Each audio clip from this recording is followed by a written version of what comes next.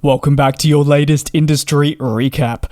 Hawaiian Airlines recently received approval for Alaska Airlines to take over its business in consolidation efforts and have now announced fresh plans. Labelled Alaska Accelerate, the combined vision for the airlines has been unveiled to offer a remarkable travel experience to people around the world, while also underpinning key qualities that have been present for some time now. One of the big announcements from that Alaska Accelerate release is that Seattle will become a new global gateway and long-haul wide-body planes will be featured from the popular city moving forward. Alaska Airlines and Hawaiian already operate over 1,400 daily flights, which feature across 140 cities and 1,200 destinations. When factoring in all your global airlines that act as core partners, definitely highlighted through the membership to the One World Alliance. Seattle's gateway will be launched with Hawaiian Airlines' first non-stop routes, connecting guests through various markets. Daily non-stop flights between Seattle and Tokyo Narita will commence on the 12th of May 2025, with enhanced travel now possible to the popular city on the Airbus A330-200 jets. Furthermore, thanks to partner Japan Airlines, you'll have great opportunities presented to you and others for onward connectivity as well right throughout Asia. Meanwhile, Hawaiian Airlines will offer non-stop service between Seattle and Seoul Incheon, which is scheduled to begin in October 2025. And if you are at all interested in jumping aboard one of these services, the flights are now available for booking on the website. While the services are definitely considered to be fresh, Seattle's usage isn't expected to say just stop here. Moving forward, including Tokyo Narita and Seoul Incheon, the vision will actually see Hawaiian Airlines operate to at least 12 non-stop destinations in the future. International ones as well, with long-haul wide-body aircraft, really forming part of that key vision to make Seattle a gateway for the future.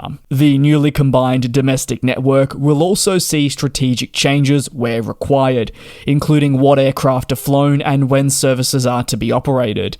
The group is focusing primarily on improving overall performance, finding means to expand its growth, and so much on top of that.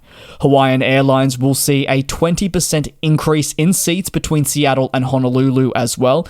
This will be made possible thanks to 3 of the whopping 6 daily non-stop flights to be operated on wide-body aircraft instead of your smaller narrow bodies. The aircraft enhancement will obviously benefit the passenger side of things, again with the 20% increase in seats certainly highlighting this, but it does extend further as there'll be greater possibilities now for underbelly cargo capacity. Portland is also expected to see 3 daily flights to Honolulu, a 25% increase in available seats. San Diego is expected to form an important pillar of the West Coast gateway with adjusted departure times to really maximize connectivity for other services. Continuous enhancements are going to occur long into the future, really trying to find the sweet spot in terms of usage for Hawaiian's larger A330 aircraft on markets during periods of the year where they may require that additional capacity. So yes, I'm looking directly at your seasonal demand here. Continued shifts and also studying the trends that are available will be pivotal to optimize the usage of these wide-body jets, and it's going to be fascinating how they really move in the future. Again, reiterating that across the long term and certainly in the next 5 years, the group wants to grow the long-haul wide-body services offered from Seattle to 12 total destinations, so that'll be 10 more on top of the announced Seoul Incheon and Tokyo Narita. New non-stop services will continue to be added. Meanwhile, next-generation planes, such as the 787-9 and A321, which obviously fly on a daily basis already, are going to actually see their total numbers in the air increase moving forward to limit the amount of time these planes are spending on the ground. There's a really interesting reason behind this. So the A321s are going to fly 25% more on a daily basis. And what does this do for the broader Alaska Airlines group? Well, it actually helps them mitigate the impact of 737 MAX delays. So this is just one of the many benefits that they're seeing from consolidation efforts.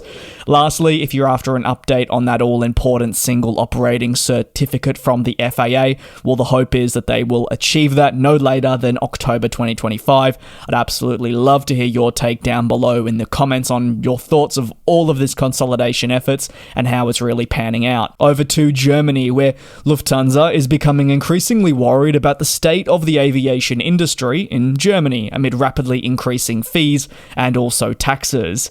The country's largest airline is expressing worries and broader concerns about the actual direction that the industry is trending, thanks to how German politics are interfering with it. These worries do interestingly also follow Ryanair's CEO's statement that they will substantially reduce flights in and out of Germany across 2025 because of the increased operating fees. The budget carrier's CEO went further as expressing his anger, and while attempting to present a workaround solution, the problem necessarily wasn't getting much movement, and Germany were not coming to the party. Now, Lufthansa is requesting that the local government reconsider the implications for the broader industry and even the general public, who are now from all of this going to lose critical air services.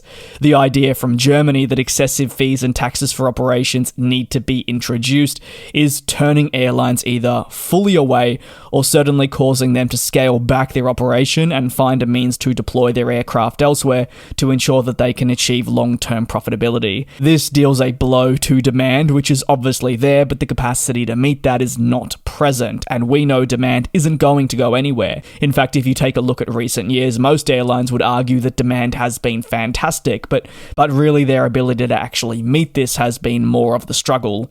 Lufthansa, well, they've seemingly reached boiling point right after Ryanair, who stated that the country was becoming an aviation graveyard and that the long-term impact would be colossal if these policies that I've touched on were to continue. The German carrier has now sent a formal letter to the German Chancellor and EU Commission President to try and rectify what is happening across the country per local media reporting. Through this letter, they really hope to draw more attention to what can only be described as an ever-evolving but also highly dramatic and urgent situation in the country that not just requires change but further support for what is a valuable part of the overall economy. But why on earth are Lufthansa just so concerned? Well, it all follows a recent ramp-up of related taxes to operate to and from the country, which saw the fee per passenger increase on EU and international flights. These increases then fall down to your airlines, who need to combat the increasing operating costs by, in some cases, driving up ticket prices, which has ramifications for then their customer base. It's a lose-lose. Moreover, the regulations being implemented related to sustainable aviation fuel and at the rate at which this is to occur, alongside their operating challenges, has meant that all related fees come at the worst possible time. The government is putting major airlines under quite a fair bit of pressure, and the consensus is that all these related policies are having the opposite effect and are rather burdening the industry. Furthermore, the burden is forcing major international airlines and also budget ones to pull out of the country until at least things can be rectified, which then goes on to hurt the customer base.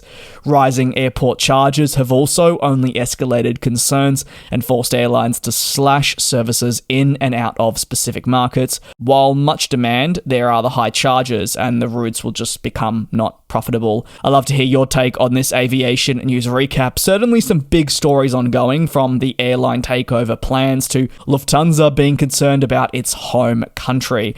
Let me know your thoughts down below in the comments. Thank you very much for your support here on the channel. Take care, be safe, and I'll see you next time for your latest industry recap. And we'll fly.